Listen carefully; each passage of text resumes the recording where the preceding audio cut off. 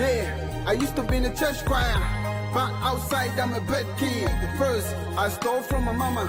Christ told me to honor my parents. Lord, when I stole from my neighbors, you say do good to your neighbors. I could have died at an early age. I could have perished with the curse. People tried, but I couldn't change. Government fight crimes, but I couldn't change. Yeah.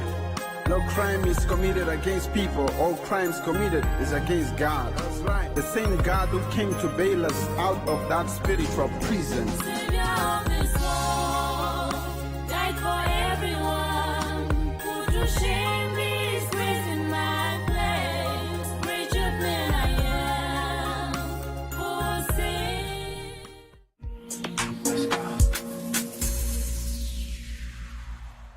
And I think for the most part, that's really where a lot of my entrepreneurial spirit sort of was nurtured and cultivated. But who I absolutely have been girl crushing for years, she does not know this, but me have been, have I not been stalking Omugel? Have I not been always on some baton in the background doing the things? I'm talking about Uyama. Uyama Mushimba. She's a serial entrepreneur doing the things, but her passion really is in building successful African businesses, and it can be traced back to when she even worked with her late dad, Mr. Aaron Mushimba. And from him, she learned about the importance of tenacity, about perseverance, and these traits she still exhibits till today, and she's driving them forward into her own businesses because Ukamonana. This is what is under her belt. There is Madawa's Holdings. Yes. Black Diamonds Investment. Yes. Ubumbax Investment. And then there's Namjam. There's Diamond Factory. And then there's this one. I just absolutely love the name, and she has to tell me how she got into a Kenako Investment Holdings. And she is she's here today, this morning. She is territory partner for Action Coach, because if you're a business, you have to level up. Absolutely. And she says, I am here to help you do just that. Ano Uyama Batung. How are you, and good morning? How are you? I feel so bad that you're I've been stalking this lady for forever, and all I wanted to do was just come in here, have a chat with you, Radio 99. Now I'm here. Now you're here. No, I really am grateful for you to be here. But since I've been stalking you, I only know the Uyama of now. Okay. Tell me the Uyama of then. That is a culmination of now. How did you grow up? What was your childhood like? Okay, so I think like many African children, I was raised by a community, a very loving community. I was raised by an entrepreneur. My father was an entrepreneur, and I think for the most part, that's really where a lot of my entrepreneurial spirit sort of was nurtured and cultivated. And so grew up. Actually, I wasn't born or raised in Namibia, but I am a Namibian, Yeah. And so I attribute a lot of my upbringing to the community that I, was so privileged to be in. Yeah. So you being fortunate enough to be in the entrepreneurial space, one of your biggest dreams growing up, because you're already exposed there, what was it? Was it also to be a businesswoman already right off the bat at 2 years old? I wish. I wanted to be a doctor, actually. Oh. I think it was probably because my mom was a nurse, and I just liked the healing part. I sort of always felt healing was my thing, or taking care of people was my thing.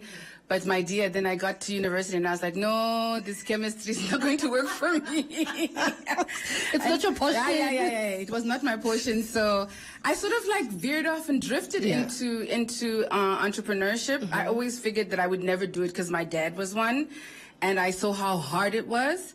And so it wasn't initially what I thought that I would end up doing. Okay. Yeah. You just mentioned your dad now, of course, him being your early influences that led you to become an entrepreneur. Could you elaborate more about that and other influences that made you go, okay, let's do business. Let's business this out. Well, my father just was a phenomenal man. And I get really emotional talking about him because he's a late, but he just had such a passion for entrepreneurship. He just never believed that he could work for anybody. And my father was that person who wasn't academically accomplished, but it's almost like when someone's just given, it was in his DNA that he was going to be an entrepreneur. Every single thing he saw as an opportunity, and his biggest thing was just not for himself, but for his community.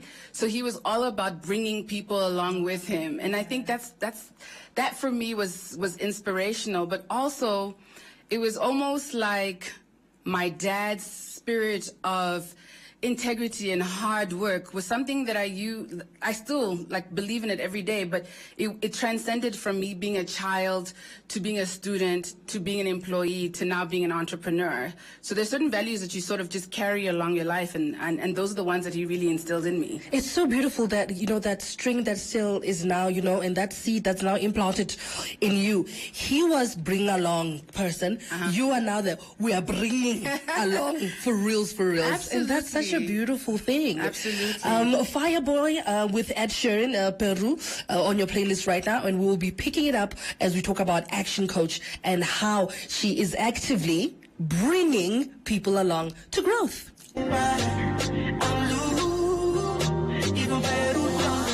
99 FM, your inspiration station. If you've just joined us, you've joined us at the most opportune time, because I'm talking to entrepreneur extraordinaire, Uyama Mashimba, and we're picking up from how she was inspired by her dad, and really how she's carrying forward the spirit of Ubuntu, the spirit of we all win. It's not just one of us that makes it, but all of us are going to make it. Tell us about Action Coach, how it helps businesses to thrive, and why you are part of this organization.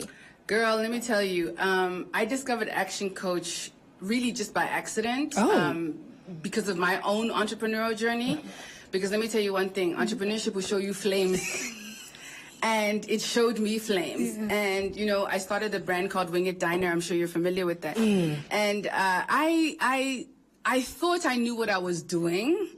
And because I'd gone to, business school, whatever. And when COVID hit, the reality was that a lot of the stuff that I had put in place in the business were just not sustainable in terms of allowing us to withstand COVID. And that's really where I think for me was like, okay, so where did I go wrong? And I discovered Action Coach, and I was myself being coached by a business coach, and realized that in hindsight, as entrepreneurs, sometimes we are so caught up in the day-to-day operations of the business, and we're on this emotional roller coaster, and it's like you just want this baby to grow, and you just don't have objectivity. And having a business coach sort of brings a level of objectivity to your business, to you. And also, it also brings a level of accountability. It's really easy to say, I'm going to do this, but then there's someone holding you accountable every step of the way. And so that's how I discovered Action Coach. For me, my coaching, I want to say, didn't start with Action Coach. It started before, because I'm a person who, my friends always say, if I wasn't an entrepreneur, I'd be a teacher or some lecturer, because I love sharing knowledge. It's my thing. I'm a nerd. And so the teaching instinct was already there, but as soon as I got exposed to the business coaching part, I realized that's really where I can add value in the market. I see. Because I've experienced failure upon failure as an entrepreneur, and I realized that the missing link to a lot of my failure was based on the fact that I just didn't have an accountability partner who was invested in my success as much as I was. So that's really how I discovered Action Coach. I love that so much, because we do not see the value actually in having someone not hovering over you, but holding you accountable and mentoring you through the ups and the downs. Absolutely. And the demise and the rise. And the rise, because there definitely has to be a demise in business. I mean, you can't call yourself an entrepreneur if you haven't failed at something, But I think it's rising from those ashes that really makes the difference between those who are successful and those who aren't. And the coach brings that level of clarity a lot of times to your business. They come with strategies that you might not have. They might come with a forecast that you can't see because you're so invested in this. And they actually call it the founder's dilemma. Sorry, I'm going to go off on a tangent, but it's called the founder's dilemma, where founders of startups usually fail not because they don't necessarily have the skills to scale their businesses, but because they treat their business as a baby, and they are unwilling to sort of have an outside perspective of their business. Because you do not know this business as much as I know this business. You're not as highly invested in it, so you're very protective over it. Okay. And sometimes that is to the founder or the entrepreneur's demise. And the coach brings that perspective, well, this is great, but at the end of the day, you're in business to make money. So let's play the game of business and let's not play the game of this is my baby. And it was a lesson that I had to learn. Yeah. I had to learn it. I as well. love that. So here I am, and I'm an entrepreneur. I'm starting out, and I've been on this journey, but I keep hitting either financial brick walls, emotional brick walls, some sort of brick wall, and I feel stuck. And I'm listening, and you are saying you can get me to that next level. So how do I find Action Coach? Where do I go for more information? How do I get in touch with you guys? Well, we're on the web, so namibia.actioncoach.com is our website. We are on all social media platforms. I mean, if you see me sitting in a coffee shop, feel free to walk up to me and ask me for some business advice. Jamie and I are true entrepreneurs in that we're very passionate, so you'll find us standing in the street for hours talking to people, but really find us on our social media pages, tap into us on our website. We have... Give us that website again. It's namibia.actioncoach.com. Okay.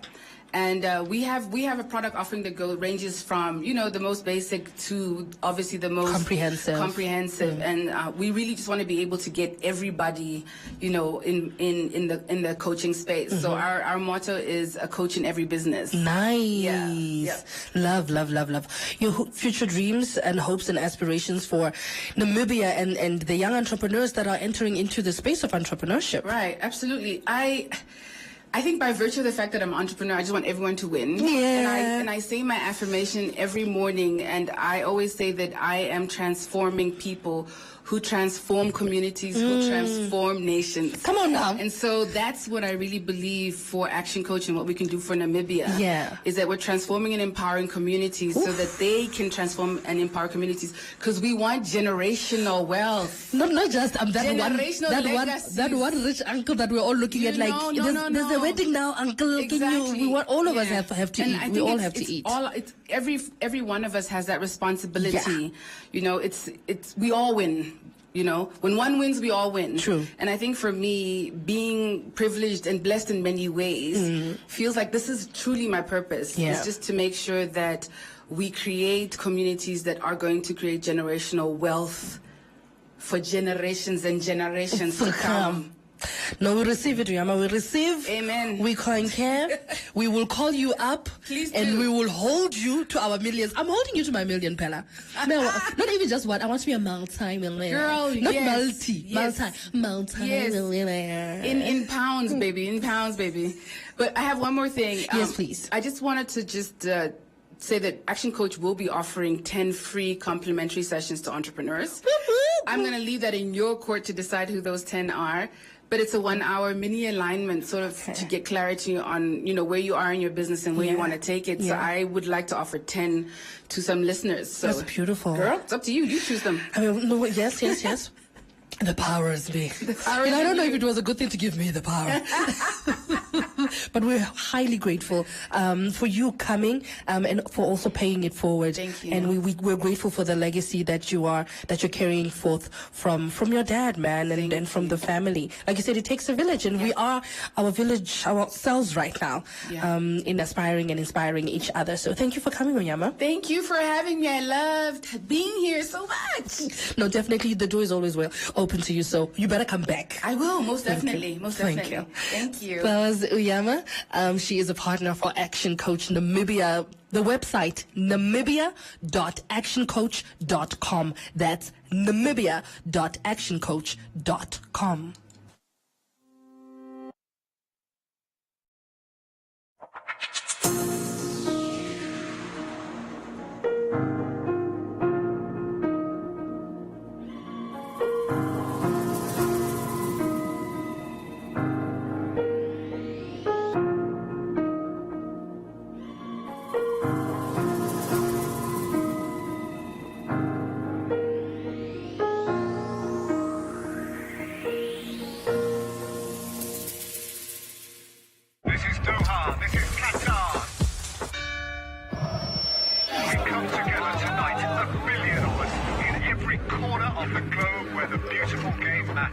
Here for the show-stopping magic of a moment.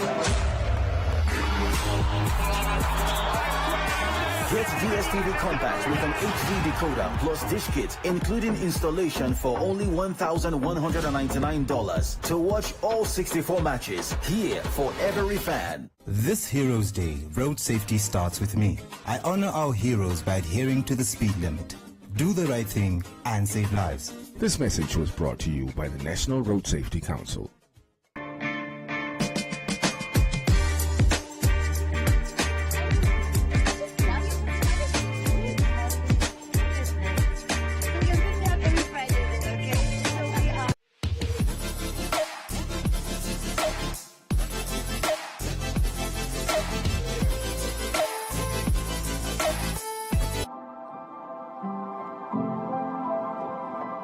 I'm Jessica Lagranzi, Marketing Coordinator here for the Kostef Arts and Crafts Center in Swakopmund. We started our journey in 2009 already, and as part of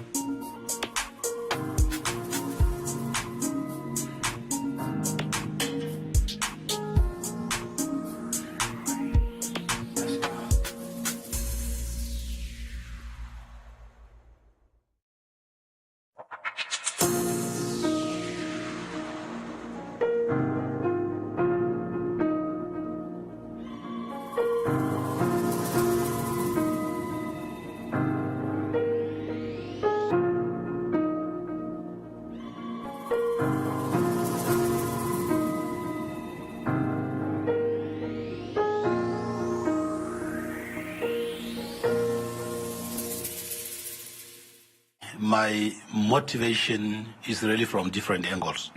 I don't have specific one motivation, but I'm motivated by wonderful things that are happening in the world. We've got our royal hustler in the studio this morning, and that is none other than Major General and Deputy Inspector General of Operations in the Namibian Police Force, Joseph Shikongo. Very good morning to you, Major. Thank you. Good morning. How are you doing this morning? Very well, thank you. Thank you so much for taking our time to talk to us this morning. Kindly tell us about, the kind of childhood that you had and how it shaped the person that you are today. Yeah, thank you very much. I hail from a small village. Yeah. In Angwena region. That's where I was born. Some 58 years ago. So I grew up like many other kids of my age. Yeah. So my childhood really has been wonderful because of my parents. I grew up in a Christian community or in a Christian family. And then from there, I was really taught how to do all kind of job. Mostly, my mother was very strict. We could wake up around 3 o'clock in the morning, go and fetch water. After fetching water, we come back home and we start pounding on mahangu. Yeah. And then from there we prepare for school. Coming from school, we go and look after cattle. But then at the age of 10, somewhere there, I started actually, because of the political situation at the time, I started actually involving in political activities in my village. Oh, wow. That's Ohalushu.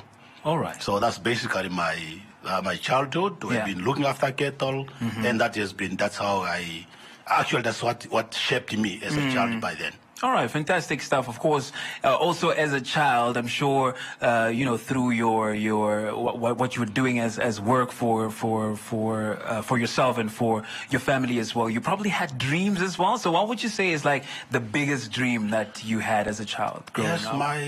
When I've been always when I visit hospitals, there were not really a lot of clinics around our area, but there were hospitals, especially when I'm taken to an Anjopu or Shakati, I always see these nurses in white attires, and I admired them, and I really wanted to be either a doctor or a pilot. Those were my dreams. Okay. That's actually what I wanted to become, but nevertheless, I never become any of the two.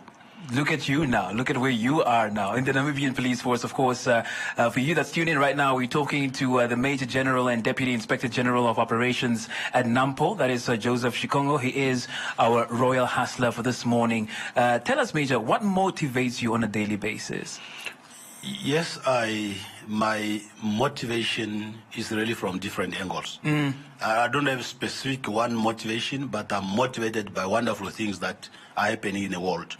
Especially I'm motivated by by hard working. Yeah. When I see people do that are really hard working, whether at the business level, whether in other professions, and whether it's at any other area, my admiration starts from everywhere. Starting from a street vendor, people that are selling meat. Wow. You know, I look at all these people who succeeded in life. Right. So that's actually what actually motivates me on daily basis. And people are hardworking. Yeah. It's the most important thing that I really want to see happening on daily basis. Hardworking. I love the sound of that. What would you say are some of the early influences that you've had along the way?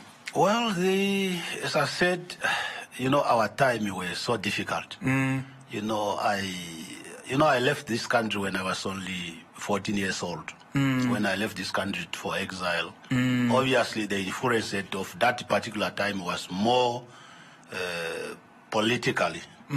But then as the struggle went on, I started realizing that we need, as much as we are talking about the political struggle, for sure, we need to focus on economic emancipation. So therefore, I believe that as a country, especially after returning into the country in 1989, my focus really was to see a better Namibia, prosperous Namibia, where people have got better lives. You know, we professional police organization, professional, we professionalize our society. Yeah. I think those are the things that really influence me so much. And then I look also to the leaders, and I look also to the best practices. Yeah. Anybody that actually giving best practices, those are the things that I look at, whether within the country, or within SADC, within the continent of Africa, and within the world. All right, awesome stuff. I love the sound of that as well.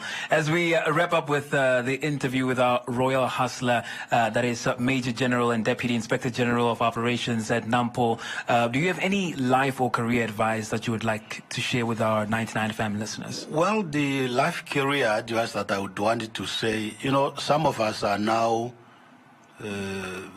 aging. Yeah. In fact, we have aged. And a few years to go. But the most important thing that we need to do, not only in the police organization, but in all aspects of our life, we need to mend the younger people. We need to mend the people that are under us. When you are seated in the office with 2 or 3 people, make sure you bring this point to your level. There are many people, many leaders, they sit there in the office for 20 years, but then when they're about to go home, somebody will come up and say, yeah, but I have not prepared anybody. There's nobody to take over from me. But I think what we are trying to say is that we need really to inspire the young one. We need to, when I talk into the officers, I said, look here, when I talk to you, listen like as there's no tomorrow. Yeah. Because, you know, in life, we should not plan our life like, no, I'll retire at 60. Who told you that you're going to be 60? Right. Life can take you so many, places, God can also retire you before 60. For sure. So therefore, live it like there's no tomorrow. Give you what you know. Yeah. It's like you are not going to give it tomorrow. If you leave it up to tomorrow, is fine. But I think give what you have today, because that's the most important. Prepare people that are under you. Yeah. Prepare people that are beside you. Yeah. Get them at your level. If your level is that of qualitative, give what you have to the rest. I think that's the most important thing. Wow. Those are very wise words, so profound. Thank you so much, Major General, for taking our time to talk to us. I'm fully inspired by your story, and I wish you all the best going forward. Thank you so much. It's my pleasure, and thank you very much. That was our royal hustler for this morning, Major General and Deputy Inspector General of Operations in the Namibian Police Force. That is Joseph Shikongo, talking to us, of course, about his story. And not quite sure about you.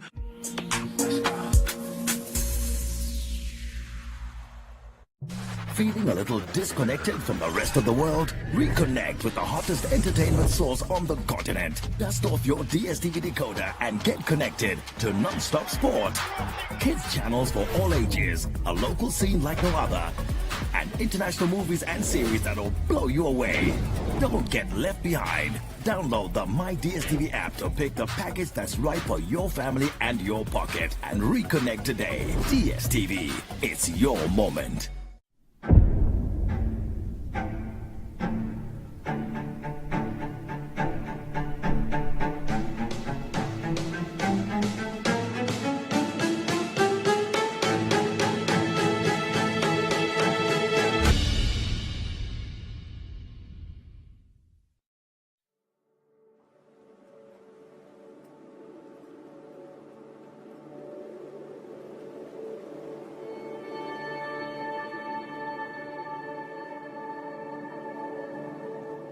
I'd like to just explain to you a little bit about the formation of the sea of sand that we have in the Namib.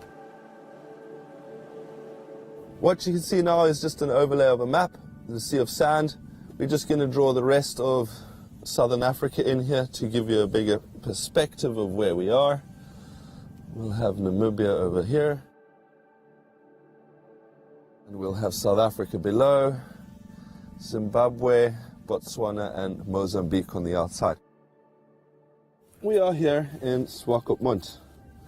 And we've got a very small slither of dune field that you see here that's only 30 kilometers long, 5 kilometers wide. This is the major Sea of Sand, which includes Sossusvlei and Deadvlei, which goes into the south of the country and into northern South Africa there. So the beginning of the Sea of Sand that you see here today is in South Africa. We've got a very big mountain range here, known as the Drakensberg.